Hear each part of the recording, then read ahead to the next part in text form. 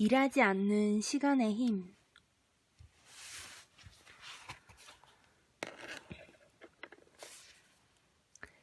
나는 경영 컨설턴트로서 사람들이 일과 휴식 사이에서 삶의 균형을 잡도록 돕고 있다. 또한 최근에는 업무 과부하에 따른 비효율적인 생산성을 줄이도록 자문 역할을 한다. 종종 관리자들은 직원들이 쉬는 날에도 연락이 되기를 바라지만 나는 직원들을 완전히 쉴 수 있게 내버려 두도록 권한다. 그러면 관리자들은 당황한다. 그들은 일주일 내내 하루 24시간 언제든지 원할 때 직원들과 연락되기를 바란다. 이 책은 휴식의 소중함을 모르는 그들과 쉴 수 없는 당신을 위한 안내서다. 과거에 나는 뜻하지 않게 매주 휴식 시간을 가졌다. 나는 유대인이지만 유대교 관행에 관심이 없었다. 그런데 대학원에 다니던 어느 날 친구가 금요일 저녁을 함께 먹는 모임인 하브라에 나를 초대했고 그곳에서 일주일에 하루를 쉬는 안식일을 접하게 되었다. 그 경험은 놀라웠고 안식일이 내게 필요하다는 사실을 알려주었다. 나는 나만의 안식일을 만드는 법을 서서히 배워나갔다. 일주일 중 가장 안정적으로 재충전하는 시간이었고 이 시간이 내 인생을 좋은 방향으로 바꾸어가고 있었다. 당시 미혼이었던 나는 데이트를 할 때 상대에게 안식일이 내 생활을 움직이는 핵심임을 알렸다. 내 남편인 데이비드와 처음 전화로 나눈 대화가 기억난다. 금요일 저녁에 영화를 보러 가자던 그에게 나는 금요일에는 외출을 하지 않는다며 이렇게 말했다. 내 방식이 문제가 된다면 사귀지 않는 편이 좋을 것 같아. 용기 내 데이트를 신청한 상대에게는 심한 말이었지만 내게는 중요한 부분이었다. 데이비드는 전혀 문제가 되지 않을 것이라고 장담했지만 그렇지 않았다. 결혼을 포기할 만큼 심각한 문제는 아니었지만 매주 하루 자신만을 위한 쉼의 시간을 만드는 방법에 대한 우리의 시각은 너무나 달랐기 때문이다. 한동안 우리를 힘들게 만든 이 차이는 이 책을 쓰는 계기가 되었다. 우리는 둘 다 즐길 수 있는 안식일을 찾아야 했다. 안식일이라는 단어는 히브리어에서 나왔으며 중지 혹은 멈춤을 뜻한다. 이 안식일은 온갖 고통으로 삶이 괴로울 때 가던 길을 멈추고 지친 마음을 회복할 오아시스를 발견하는 시간이다. 피폐해진 마음을 치유하고 따뜻한 관계를 만들기 위한 강력한 토대가 될 수 있다. 우리는 각자의 우선순위와 관심사에 맞게 하루 동안 온전히 자신만을 위해 수는 시간을 만들었고 서로의 방식을 존중해 주었다. 무엇보다 현실적으로 상황에 맞는 휴식 시간을 만들고자 했다. 물론 바쁜 일정 속에서 안식일, 즉 오아시스 시간을 만드는 일이 벅차고 비현실적으로 보일 것이다. 일에 완전히 얽매여서 저녁에도 쉴 수 없는 당신에게 휴식 시간을 만드는 일은 기대보다 불안을 자아낼 수 있다. 그러나 길이 있다고 말하겠다. 생산성을 유지하면서도 쉴 시간을 만들 수 있다. 천천히 출발하여 토대를 쌓고 목적을 정하여 실현할 방법을 찾으며 안식일을 일정에 넣은 다음 원한다면 점차 늘려갈 수 있다. 그것도 당신에게 맞는 방식으로 말이다. 우리는 지금 가능성과 생산성이 넘치는 특별한 시대를 살아간다. 효율, 효과, 노력을 향한 우리의 열정은 넘칠 정도다. 못다한 업무를 따라잡으려 밤늦도록 깨어있지만 인터넷을 하며 시간을 낭비하는 바람에 오히려 더 뒤처진다. 정신과 시간을 집중시켜준다는 앱을 활용하지만 별로 효과를 보지 못한다. 한 번뿐인 소중한 인생을 즐기지 못하고 끝없는 일과 다중 작업에 따른 스트레스로 에너지를 낭비한다. 사람들은 속도를 늦추는 것의 가치를 이미 알고 있다.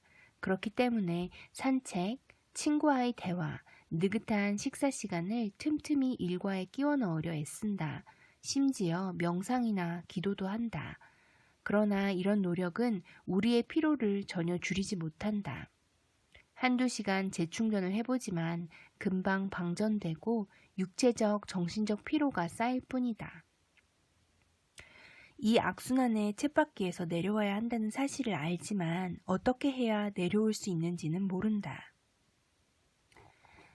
끝이 보이지 않는 일, 압박감, 긴장에서 벗어나는 길이 있다. 일하지 않는 시간, 멈춤의 시간, 쉼, 안식일, 휴일, 오아시스 시간 등 여러 이름으로 불리는 이 오랜 관행은 수세기가 지난 지금도 여전히 필요하고 의미 있다. 그러나 많은 사람에게 안식일이라는 단어는 고통스럽고 달갑지 않은 의미를 연상시킨다. 그래서 즉각 거부 반응을 보인다. 안식일은 단어의 어원과 달리 수세기를 지나는 동안 다른 의미와 연상이 더딥혀졌다. 내가 이 책을 쓴 이유는 삶을 바꿀 만큼 충분한 활력과 생기를 붙돋는 휴일을 보내는 법을 보여주기 위해서다. 다만 그러기 위해서는 일부 오랜 관념을 버려야 한다. 전통적인 휴일이 주는 엄격함에서 벗어나라.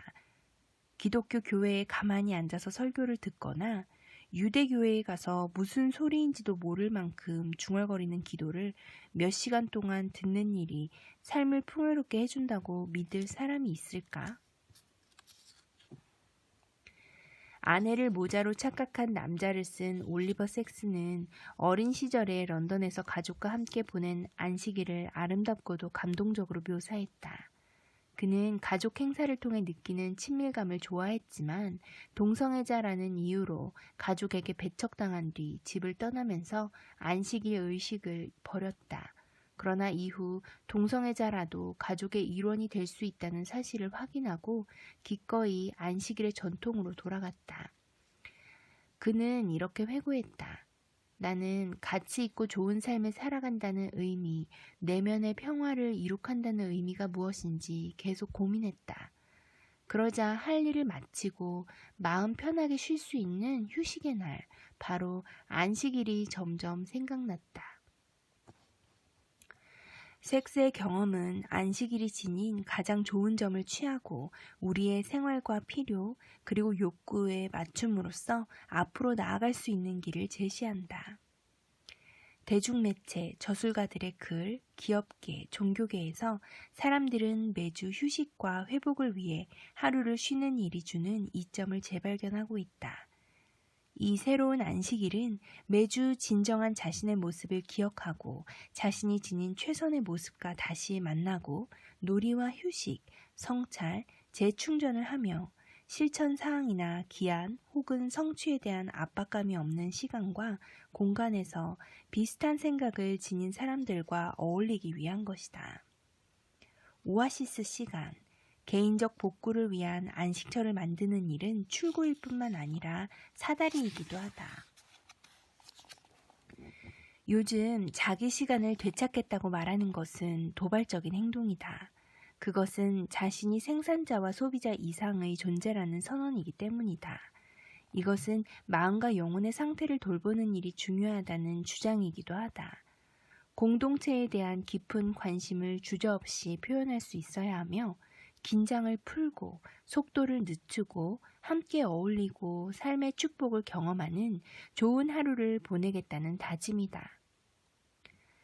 일하지 않는 시간이 주는 힘을 진정으로 누리려면 목적을 갖고 접근해야 한다. 이 책은 매주 즐거움, 회복, 성찰, 그리고 신성함에 대한 감각을 깊게 할 시간을 만드는 길을 제시한다. 먹고 기도하고 사랑하라를 쓴 베스트셀러 작가 엘리자베스 길버트는 매주 하루 동안 소셜미디어를 멀리하고 휴식을 취한다. 나는 매주 하루 동안 디지털 안식일을 보내면서 여러 화면에서 고개를 들고 숨을 쉬는 계기, 오프라인에서 창의적으로 시간을 보낼 계기로 삼는다. 그러다가 월요일 아침이 되면 온라인 생활로 돌아갈 수 있다. 나는 활력을 충전한 상태로 흥분까지 느끼며 디지털 세계로 다시 뛰어들어가 그동안 놓친 것들을 본다. 실제로는 내가 놓친 것들이 별로 없다는 사실을 알게 된다. 또한 내가 인터넷을 끄는 동안 사람들이 이메일로 보낸 시급한 문제 중 다수는 어찌된 일인지 저절로 해결된다. 놀라운 일이다. 일하지 않는 시간을 보내며 우리는 삶에서 가장 중요한 것이 무엇인지 재확인할 수 있다. 내면의 나침반을 재설정하여 중요한 일을 기억하고 실행할 수 있다. 쉬면서 목표와 꿈을 향한 방향 감각을 되찾고 열의와 건강을 빼앗는 피로와 탈진의 악순환을 끊는다. 다른 사람들과 다정하고 느긋하게 관계를 맺을 수 있다. 한마디로 일하지 않는 시간은 당신의 삶을 구한다. 일주일에 단 하루라도 쉼없는 행진에서 벗어나려면 용기와 지원이 필요하다. 앞으로 이 두 가지를 얻는 법을 보여주겠다. 지금부터 가장 강렬한 경험으로 당신을 안내할 것이다.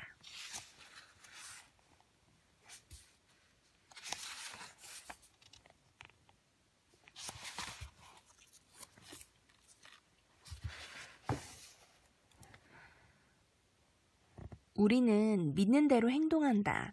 대개 부모와 부모 문화로부터 물려받아서 스스로 깨닫지 않은 믿음은 원치 않은 곳으로 우리를 이끌 수 있다. 자신의 믿음을 살피기 전에는 진정한 변화를 이룰 수 없다. 우리가 극복해야 하는 일반적인 믿음으로는 쉬면 녹슨다, 죽고 나서 쉬면 된다, 한가하면 나쁜 짓을 한다 같은 것이 있다. 미국 문화는 나약한 사람들이나 쉰다는 편견으로 가득하다. 이와 비슷한 잘못된 믿음은 많이 일할수록 많이 이룰 수 있다는 것이다. 언뜻 당연하게 들리지만 실은 많이 일해도 적게 이루는 경우도 있다.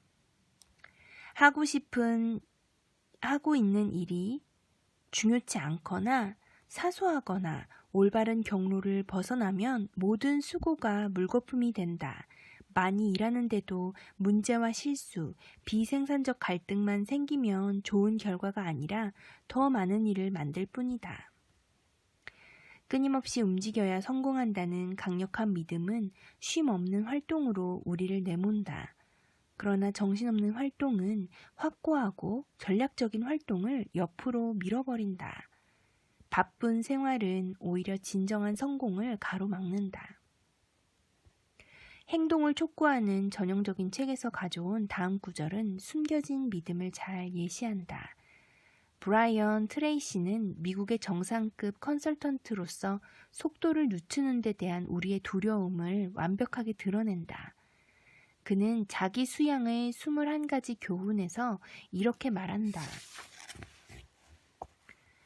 분노나 걱정을 잠재우는 유일한 해결책은 목표를 향해 달려가는 것이다. 대상이나 이유를 막론하고 부정적인 감정을 드러내거나 부정적인 생각을 품을 시간이 없을 만큼 중요한 일에 바쁘게 매달리는 것이다. 당신의 경험에 비추어 볼 때 이 말이 맞는가? 내가 보기에는 아니다. 때로 분노나 걱정은 어떤 사람에게 맞서거나 문제에 대처하거나 전망 내지 상황을 바꿔야 할 필요성을 말해준다. 일을 더 한다고 해서 분노나 걱정이 사라지지는 않는다. 오히려 분노나 걱정이 생기기도 한다. 트레이시는 걱정에 대처하는 다른 좋은 방법들을 고려치 않는다. 인지적 재구성은 불안한 생각을 관찰하고 의식적으로 바꾸는 데 효과적인 수단이다. 상담가의 도움을 받아서 작은 변화를 시도하는 일도 도움이 된다. 마음챙김 명상은 평정심이 생기도록 뇌를 바꾼다. 바쁘게 사는 것이 마음을 다스리는 유일한 방법은 아니다. 동기부여 부분의 또 다른 천재인 데일 카네기는 자기 관리론에서 아무 계획 없는 시간에 대한 두려움을 단적으로 드러낸다. 조지 버너드 쇼가 옳았다. 비참해지는 비결은 자기가 행복한지 아닌지 신경 쓸 여유를 갖는 것이라는 그의 말은 핵심을 찌른다. 그러니 신경 쓰지 마라. 손에 침을 뱉고 바쁘게 일하라. 그러면 피가 돌고 두뇌가 회전할 것이다. 이처럼 몸에서 발산되는 활기는 곧 마음에서 걱정을 몰아낼 것이다. 바쁘게 일하라, 계속 일하라. 이는 이 세상에서 가장 값싸지만 효과 좋은 약이다. 많은 사람들처럼 이런 믿음을 가지고 있다면 이제는 자신이 하는 일을 잘 살펴서 진정한 보람을 주는지 아니면 그저 바쁘기만 한 것인지 평가해 보아야 한다. 생산성을 높이고 싶다는 욕구는 쉽게 통제를 벗어난다. 가치 있는 일을 하고 싶은 마음은 쉬어야 할 필요성을 무시한다. 찾아보면 항상 할 일이 있다. 피곤한데도 일을 멈춰야 한다는 생각이 잘 들지 않는다. 생산성에 도움이 되지 않지만 우리 문화에 깊이 내재된 강력한 메시지들은 다음과 같이 더 낮게 바꿀 수 있다. 나는 더 열심히 일하는 것이 아니라 더 잘, 더 현명하게 일한다. 나는 중요한 목표를 향해 집중력 있게 일한다. 나는 몸과 정신의 휴식과 회복이 필요하다는 사실을 존중한다. 나는 걱정과 힘든 감정을 잘 이해한다. 정기적인 휴식은 내가 최선의 삶을 살게 해준다. 브리짓 슐트는 항상 압박감에 시달리며 살 필요가 없다는 사실을 깨달았을 때 비로소 자신이 갖고 있던 믿음을 재평가했다. 그녀의 말을 들어보자. 나는 삶에 대해 옳다고 생각했던 모든 가정에 의문을 제기했다. 왜 일을 충분히 했다는 느낌이 들지 않았을까? 왜 아이들과 충분히 시간을 보내지 못했다고 걱정했을까? 집안을 그토록 깨끗하게 청소할 필요가 있었을까? 왜 할 일을 다 마칠 때까지는 쉴 자격이 없다고 느꼈을까? 바쁜 것과 성취하는 것은 분명히 다르다. 불안한 마음에 정신없이 일에 매달리는 사람과 의미 있는 일을 꾸준하게 하는 사람이 다른 것처럼 말이다.